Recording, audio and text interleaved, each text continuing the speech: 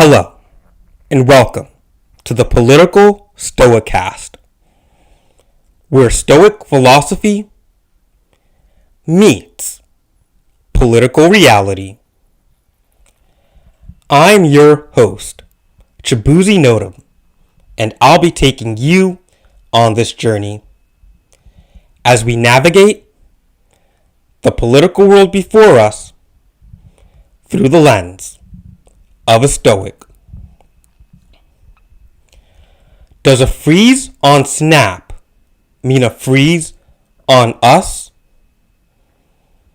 Join me as I unpack how the recent federal pause on the Supplemental Nutrition Assistance Program not only altered the lives of millions of Americans, but has created a space for post-analysis of how the dependence of this program both strengthens and weakens us as a nation.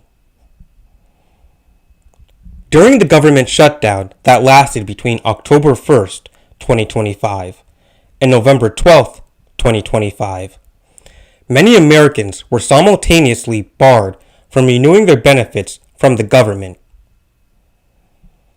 This prevented them from being able to purchase groceries for their households, putting many in a state of food insecurity.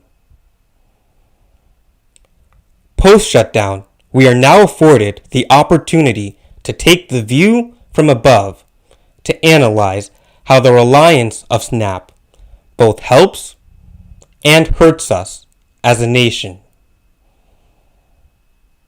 With the reported number by the New York Times, it is said that 42 million Americans receive SNAP benefits, which equals to 1 in 8 Americans.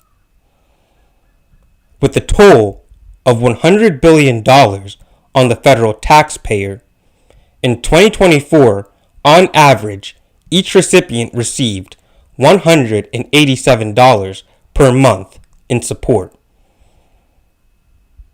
Looking closer, 90% of SNAP recipients are native-born Americans, and 96% were citizens. With these statistics alone, what does it say about the state of our economy, where many of our citizens are reliant on the government to provide them with their nutritional needs on a month-to-month basis in order to survive?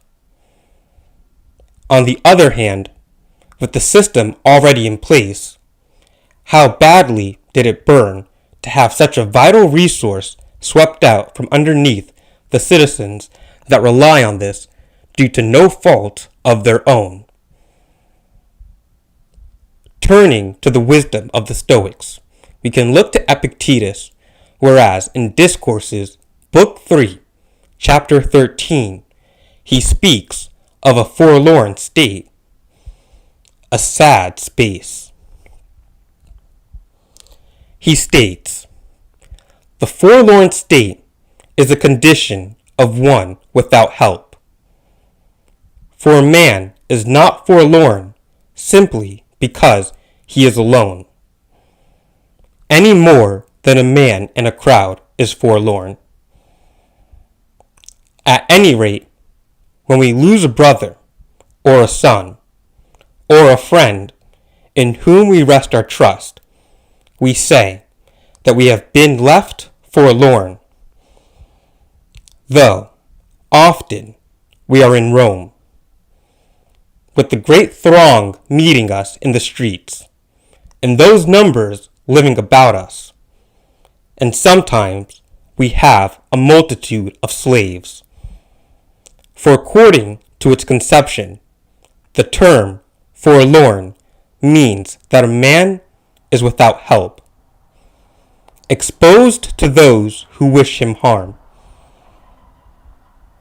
For this reason, when we are traveling, we call ourselves forlorn, most of all when we fall among robbers.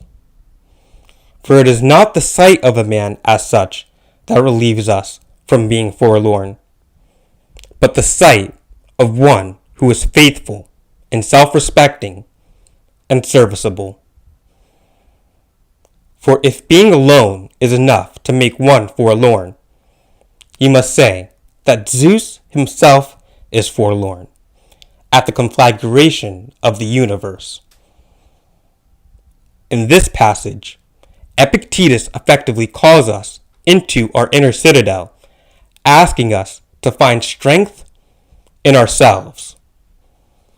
He speaks of the forlorn state, a state many Americans are just exiting as they were without help. We are returning from our travel, and we are going back to the familiar comforts we knew before the shutdown. Encapsulating the Stoic virtue of courage, this episode reminds us of the big brother the government plays to the sensitive segments of our population who need them, while also instilling in us the need to be faithful, self-respecting, and serviceable. And so I ask you, does a freeze on Snap mean a freeze on us? Thank you.